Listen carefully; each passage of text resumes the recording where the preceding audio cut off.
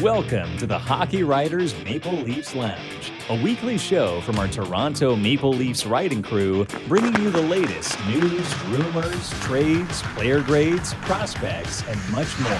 From training camp to the playoffs, from draft day to the trade deadline, our team covers everything that happens with the blue and white. Come on in and pull up a chair. Welcome to the Maple Leafs Lounge.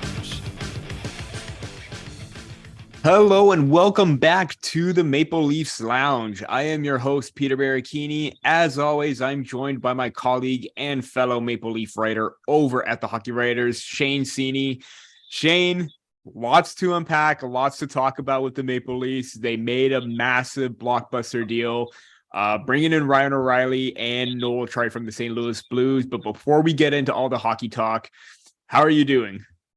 Good to see you, Pete. I'm doing good. It's Family Day weekend here in Canada, as you know.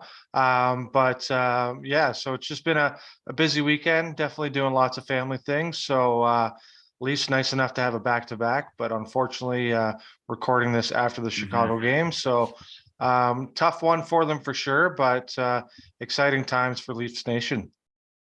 Yeah, it was... usually if the Maple Leafs have a poor performance against a bad team, you can kind of get the sense that, okay, this has got to stop. But now that was on a back-to-back. They won the previous game, lost this one. Fatigue was sitting in. Ilya Samsonov coming back from an illness.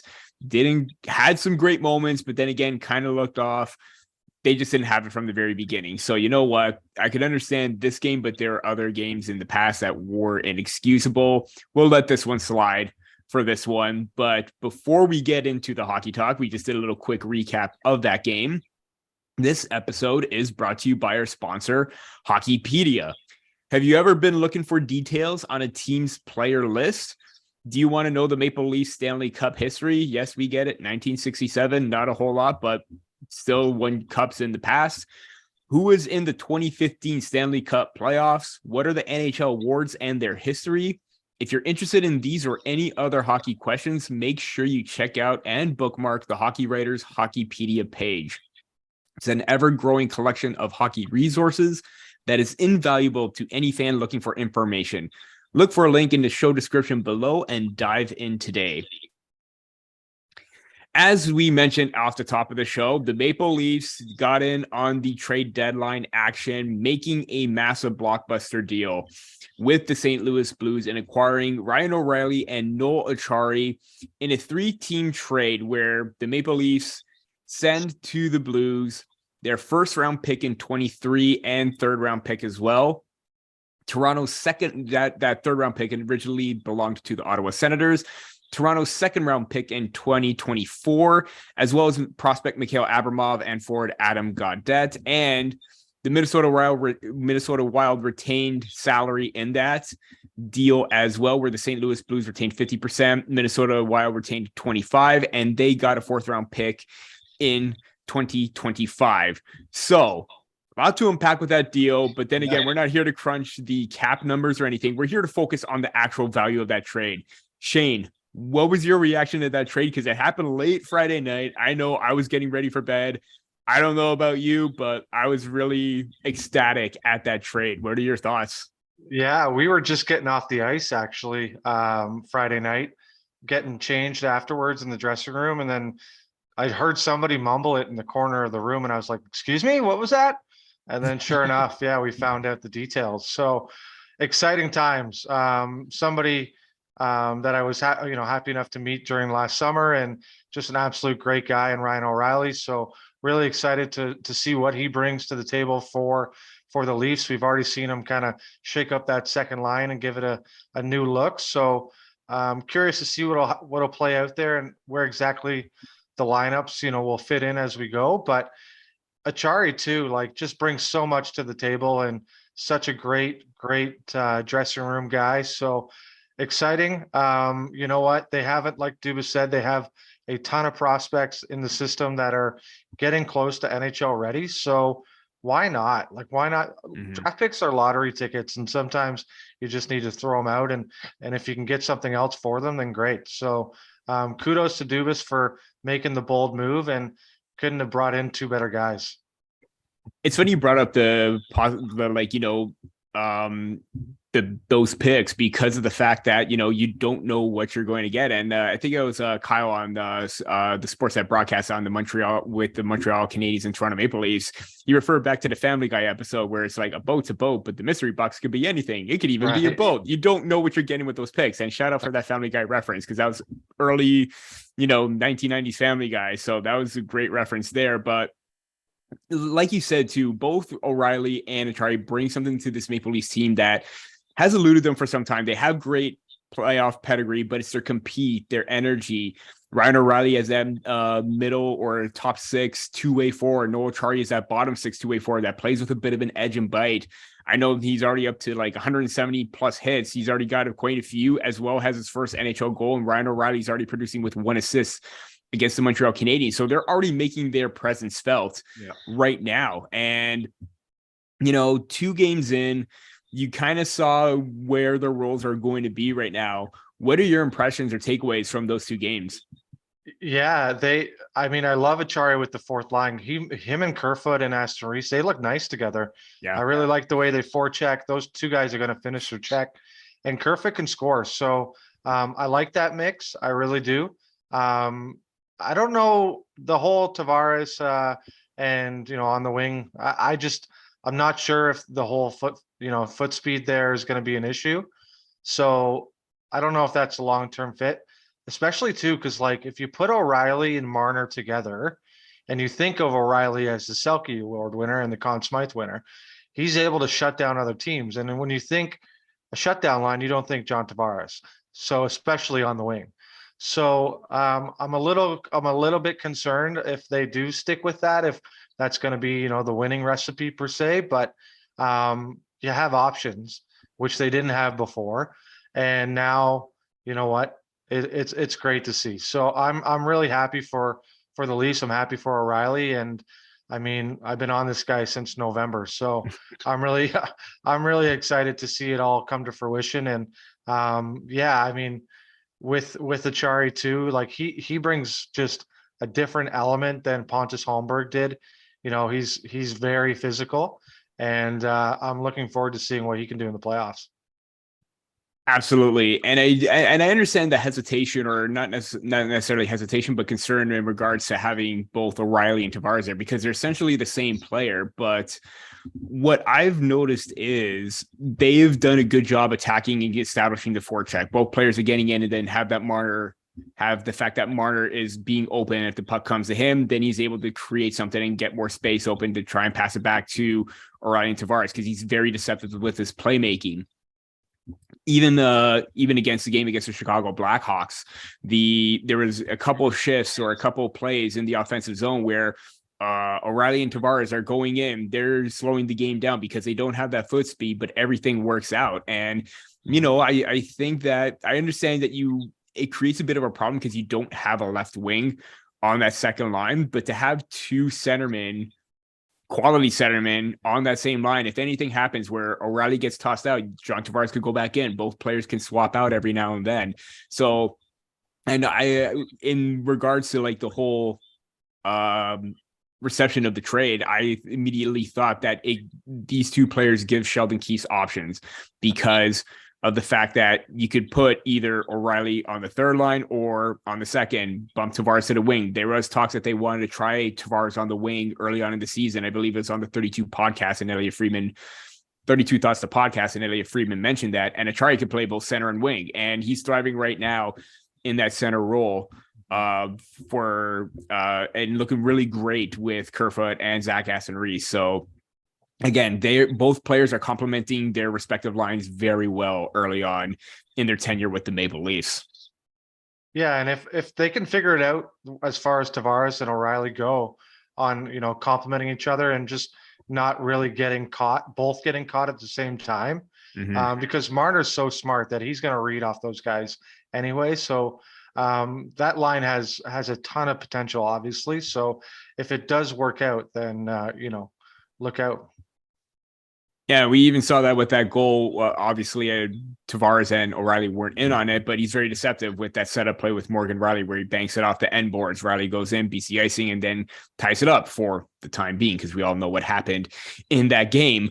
But yeah, I think they bring something, and we've even seen Ryan O'Reilly get in, on the offense, although he could have scored in his first shift against the Montreal Canadiens. He was very impactful in the offensive zone tonight as well, getting to the front of the net, digging for loose pucks, and even trying to create havoc in front. And that's the type of play that's going to get you far in the playoffs, because you want to make life miserable for the defenders and the goaltenders. And both O'Reilly and Acciari can do that.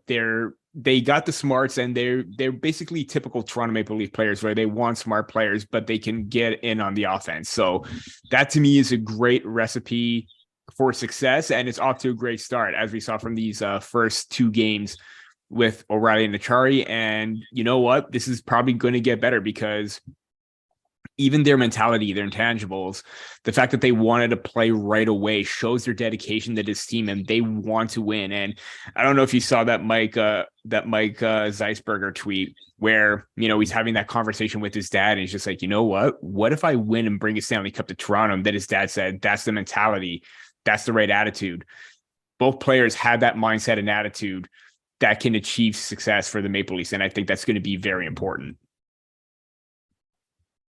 Moving on to our next topic, we already got through the trade and their first impressions, but there's still going to be rumors circulating around the league with the Maple Leafs, because there's talk that they may not be done yet. And according to TSN's Darren Dreger, he said, sense is Dubas isn't done, and this is after the Ryan O'Reilly Acciari trade, which emphasizes an all-in approach. Obviously, this move symbolizes that they're going all in because of the price that they paid. Kerfoot, Engvall, Hall, Camp, what collateral does Toronto use for another move? Very curious to see if O'Reilly is going to be 3C, which isn't or if there's big league experimenting on the wing. So everyone is saying that they are getting the sense that this is just the beginning. You're getting the sense for that. I'm getting the sense for that. What do they target next, considering that they got a 2-for-1 in that deal where they addressed both the top six and the bottom six with the initial trade on Friday? From watching Dubas's press conference there afterwards, it seemed like he was pretty content with the forwards. He said, we've done what we wanted to do with the forward group. And that to me is just, screams that they're looking for a defenseman. So if they do anything up front, I think they'll upgrade from Pierre Engvall. At least I hope that's the case. But that's the third line wing would probably be the spot, and just someone that can move up if needed, if they do separate O'Reilly and Tavares. So, but to me, it's defenseman trade coming the whole way here. And I think they will, and I think they'll probably use, not one of their top prospects, but a mid-level prospect, and perhaps somebody off the team. But like we were talking off air, it's tough to make those kind of trades when you're a playoff bound team and you don't really want to lose anyone off the roster. So they're going to have to make the money work, of course, but I think a defenseman trade is coming, and I don't think it's going to be someone that's going to push for a 6-7 spot. This is someone that's going to come in with top 4 minutes, be able to play on the power play, be able to play on the pound kill, and they need it. They showed in Chicago that even without Rasmus Sandin, like their defense is not as deep as we think it is. So they're gonna need another body here. No, I wholeheartedly agree that they go after a defender right now, and considering the fact that there were instances, especially with Justin Hall's play as of late. He doesn't play against Chicago, but then comes in against Montreal. He has, again, couple bad plays, misreads and miscues, and a little bit of slow reaction time. You're still seeing that with Justin Hall. So maybe you need some more stability, especially on that right-hand side. And nothing against Timothy Liljegren. I think he deserves more of an opportunity, a spot to move up into the top 4. But, it's playoff time. You want more experience in that. He got that last year against the Tampa Bay Lightning, but still young, still developing, but I am impressed with what he's been able to do. Elliot Friedman mentioned his name, and I even wrote about him previously. I don't know if the Seattle Kraken are willing to move on from him, but Carson Soucy seems like that type of top four or like bottom six or bottom pairing defender that can move up into that top four and shift up and down when needed because he is physical, he is strong, he can get shots on net. I wonder if he's going to be a target, but then again, considering where the Kraken are and how great they have been, it's tough to try and move a key defender from one playoff team to another because you're just benefiting one team and then the other team is missing out. So I have had my eye on him. Freeman mentioned him previously, and I just wonder if maybe he's a target. Obviously, there's also Luke Shen. You could easily probably take themselves out of the Vladislav Gavrikov race because don't necessarily need another left-hand shot defenseman unless you're probably going for Jacob Chikrin. But even then, I think you're out of that as well. But yeah, very interesting to see what they can do. I do think you do need an improvement over Justin Hall. I think we've been saying that time and time again. As good as he's had some stretches of games, his play as of late is still concerning, and that's going to be huge in the playoffs. 100%, Pete. And like he showed against Chicago tonight, because we're recording this on Sunday night, like just absolute brain farts, and like kicks the puck up that one time and it ends up in the back of the net. Just making, I know Matthews' pass was a bit in his feet, but all the other defensemen get that. He doesn't. So he's just not skilled enough for this team. He's an okay penalty killer. Like, I think Sheldon Keefe was just kind of pumping his tires a bit, calling him, like, the best penalty killer on the team on a bad day. But to me, they're not going to win in the playoffs with him. He's going to cost them a game. He's going to cost the timely mistakes. I call him a rally killer for a reason, because this team has a lot of potential, and it's players like that really, draw them back and not let them succeed and get over that hump. So if I'm Kyle Dubas, I am 100% making sure that Justin Hall is not in my lineup game one of the playoffs. Yeah, and you're in a situation where maybe if you do make that move, you're doing contract in, contract out, you're shipping money out. And in order to do that, they already have enough money saved up, especially with that much retention saved from Ryan O'Reilly. If you could free up Alex Kerfoot's contract, Engvall's contract, Justin Hall's contract, and a combination of those two, you're going to go far. But I think right now, at the moment, it's got to be Justin Hall, because there have been moments where Pierre Engvall's looked great.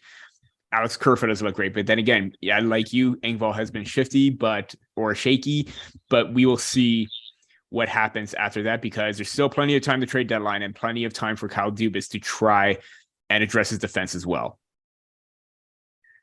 We have reached the halfway point of this show. That once again, this episode is brought to you by Sports Fan Side Hustle, a new digital course that teaches passionate sports fans how to make a lucrative side income off of their love of the game.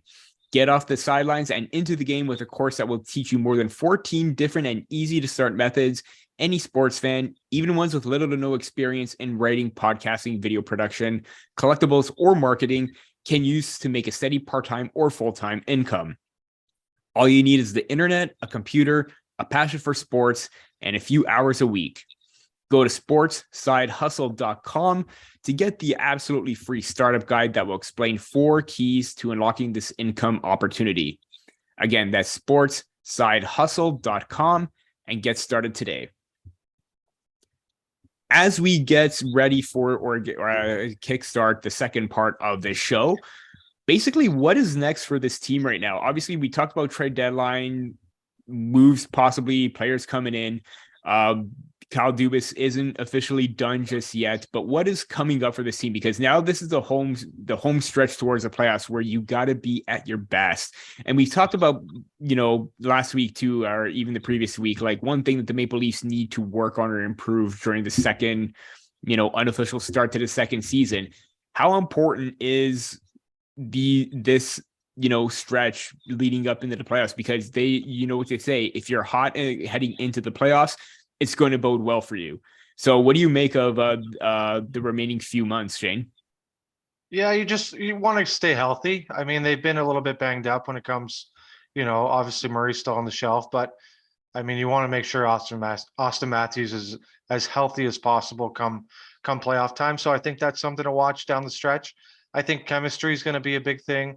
They gotta, O'Reilly and Acciari are here, but they have to make sure it works. So they're going to just want to get those guys really some practice time, because obviously they haven't had that yet with the back-to-back weekend on the weekend. But you know what? He as far as Dubas goes, he seems like he's content with the goaltending situation. He spoke really highly of Joseph Wall and Eric Shalgren. So I don't think there's a depth move or anything coming there. So you just want to get Samsonov ready for the playoffs, because as it stands right now, I think he's the guy come game one, because Murray just hasn't been able to, stay in the lineup. So that kind of helps. But no, I think it's just staying healthy. You know what? They got to just lock down defensively and not have like those bad periods. Like they had a bad second period, like it just seems like the last couple of weeks. So, yeah, I think just really honing down on structure, chemistry, defensive zone coverage, those kind of things, and just fine tuning it, because this is an elite team that's, got a chance here. So, especially if they get another defenseman too. So we'll see. Yeah, I agree with that, but I also think that during the stretch, again, kind of like this game against the Blackhawks, the puck management was very bad from the start. Miscues on passes, fumbling the puck on their stick, just Aaron, massive errors that led to chances against early on, and it kind of bit them in the end, because of the fact that some miscues along the walls, turnovers. It just compiled up, and it's been happening like that very so often. And I think that habit needs to be kicked out. Like they just got to be a little bit smarter with that puck. And even so, like sometimes their decision making isn't that great, especially from the point shots, where prime example, the Maple Leafs had 35 shots on goal. That's great, but they also had the Chicago Blackhawks had 21 blocked shots in that game as well. So think about the amount of shots or second or third scoring opportunities that you could have had from rebounds where it wasn't blocked by a stick or a body, because Chicago did a great job of taking away that lane. So the movement's got to be a little bit cleaner. They got to execute on those passes a little bit more. But then overall, you're going to have those bad games where maybe it just isn't going for you. And because, like we said at the top of the show, back-to-back, Samsonov still coming back from the flu, Rasmus Sandin was out with a little bit of a bump, with some bumps and bruises. Sheldon Keefe called it because of the game against Montreal. So they weren't fully on top of their game, but they managed to fight back, and a good sign, but you need to see some consistency there.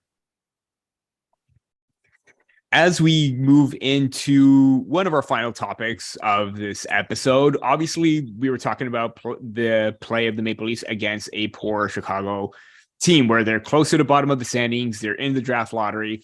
And Shane, last week or the week before, we talked about how this stretch of games against lower seeded teams was going to be for the Maple Leafs, how crucial it was. And this happened after the back-to-back against the Columbus Blue Jackets, where they went 1-1. But since then, they went, and again, 2-1. One win against Chicago, one win against Montreal, and then the loss against the Hawks. So they came up 3-2 in this 5-game stretch. Winning record, but it would have been better if it was a 4-1 record, because right now they still have a 3-point edge over the Tampa Bay Lightning. But then again, Tampa Bay has one game in hand. What do you make of this stretch? Obviously, again, different situation, but we said play against bottom seeded teams is going to be important. What do you make of this, and what would you give this result for the Maple Leafs? Yeah, I did say that a couple weeks ago, but that was before they had Ryan O'Reilly in the lineup. So to me, it's like now you're not really worried about that. You're more worried about just getting everything in order with the lineup. But because honestly, Chicago, Columbus, and Montreal, they're not playoff teams. So I'd be more worried about not getting up for a Tampa Bay game. But it's just you want to fine tune things. You want to play obviously consistent each and every night. But to me, it's just I was just really disappointed with some of their effort against Chicago tonight. It was like you know what, I know there was a bit of a letdown after a big high emotional win like that, but that building was rocking. It was a big atmosphere on a Sunday night in Chicago. So those are the kind of games you want to get up for and should be, you know what, winning. But no, I wouldn't worry too much about it now. It's just look, don't let it, kind of linger as far as the disappointment goes. But I mean, it's just kind of become a laughing stock now when they play a lottery bound team. It's like, well, you might want to consider taking the plus 1.5 on the other team. That's for sure. Yeah, and it is a tale of two teams. It really is, because you have the efforts that you see against their first game on Wednesday where they won 5-2. Great all around effort. Especially they came out flying with the Nylander goal where, that's kind of the start where you won at 9 seconds in. And then you have the game against the Montreal Canadiens where, you got down, but you didn't lose focus. You got back and you fought hard in that game. 2 goals from Bunting. Obviously, Ryan O'Reilly with his first point as a Maple Leaf. But then again, this game, again, different circumstances where, and I agree with you, because right now you're in a stretch where you're going up against the Sabres, who's more competitive or fighting for their playoff spots. Same with the Wild. Kraken are in there. Oilers and Flames as your next 5, plus the Vancouver Canucks, who are way out of it. So that's going to be a game to watch as well. But in the 5 games you're coming up, you're looking at teams in or on that cusp of the playoffs. And like you, I agree. If you don't show up for those games where, the competition is much better and you don't have your focus, it's going to cost them big time. But again, easy points against bottom seeded teams, it shouldn't be an issue. And there was a stat too. I can't remember where I saw it. It was on Twitter, but I think there was the difference between the Maple Leafs and the Tampa Bay Lightning, where the Maple Leafs have a better record against, top teams compared to bottom seeded teams, but it's the reverse for the Tampa Bay Lightning. So those teams, or the two, kind of seem like they're in the same spot, but the reverse has happened. But it'll be interesting to see what'll happen, because this stretch, good positives to take from. Obviously, different situation on the Sunday night game, but it looked like they kind of got their act together. And even when things were looking down, they still battled back. So that's going to be big from here on out. Moving into a final point, I'm going to throw out a little quick fire. I know we have our notes. I didn't mention it at the top of the show or even in our chat, Shane, but I came up with it during it right now. It was mulling through my head right now. So let's go. Kyle Dubas mentioned some of the names that they did. Obviously, they didn't move a top prospect for Ryan O'Reilly and Acciari, which is huge, because you still get to keep the possibility of Matthew Nice coming up into a top 6 role. Fraser Minton, Ronnie Hirvonen, Topi Niemela, Nikita Grebyankin, who's a name that I'm really high on. I'm curious to know, who is one prospect that you are excited to see within the Maple Leaf system for the future? Oh, it's Matthew Nice for sure. He's on a hell of a hockey team right now, and it's from what I've watched. I've watched a little bit of it, and it's so exciting. It's really good. So he's just got right now, like he's turning into quite the skill. And you know what? He's got potential to be a power forward. So I'm really excited on him. I think he's their best prospect, and I think he's probably the one that's closest to being in the lineup for them. So to me too, like with guys like Engvall and Kerfoot on expiring contracts, like there's a real chance that he could jump in and suit up soon. So to me, it's nice, and I don't think he's going anywhere, regardless of what's coming back the other way. Absolutely. Yeah, he's got the size, the strength, the awareness, and net front presence to be that kind of player that the Maple Leafs need. And obviously, great pick, because, with the role that he's been going on right now in his goal scoring, it's absolutely fantastic to see. While you mentioned the first name that I mentioned in that group of Dubas, I'm going with the last, and I'm going to pick Nikita Grebyankin, because of the fact that there was a clip earlier today where he got into a skirmish and a fight, and he just tousled the player down to the ground, like just bear hugged him and threw him down. And on the way to the penalty box, he was, trying to motivate the crowd, doing the whole, like, let's hear it kind of thing. And I have been absolutely amazed with his skill so far. Overage prospect.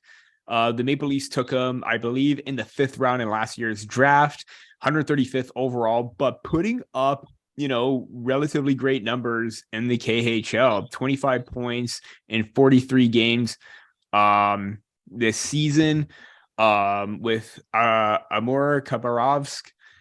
I love his intensity. I love his playmaking abilities. He's got the size, the smarts, and the edge to try and battle and win the puck over in corners. The speed to come out in the corners with great pace. I absolutely love the way that he's producing at this level, and I think he's going to be a very underrated name for this team right now. So he is going to be my pick to keep an eye on.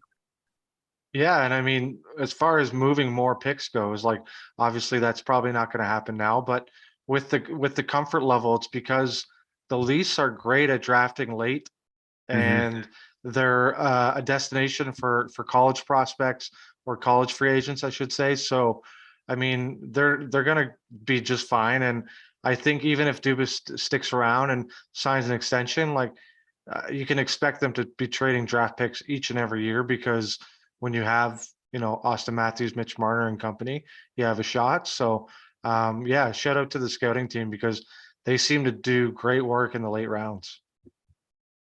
Absolutely. And again, kudos to Kyle Dubas for not trading a top prospect, because there was talks that, if there was a package deal, Matthew Knies is going to be a part of it. And I probably wouldn't have traded Matthew Knies for a rental. Dubas has said that you're only trading him for a player with term that can come into the roster immediately. He's kind of like a Jacob Chikrin, but so glad that, again, kind of the same situation, even with Mark Giordano last season, where they didn't give up a top prospect, and that was probably the asking price as well. So good on Dubas for that. A lot of top names in the system remain, and the future still looks bright, even though they may not have the top prospect pool within the league. That about does it for this episode of the Maple Leafs Lounge. Thank you for tuning in. Once again, be sure to check out Hockeypedia, link in the description below for any information brought to you by the hockey writers over on our website, as well as sportssidehustle.com. Be sure to check that out for trying to make a side hustle kind of thing. We earn some extra money on the side. Be sure to check out that guide below. Once again, that is it for this episode of the Maple Leafs Lounge. For Shane Seney, I'm Peter Baracchini, and we will see you next time on the Maple Leafs Lounge.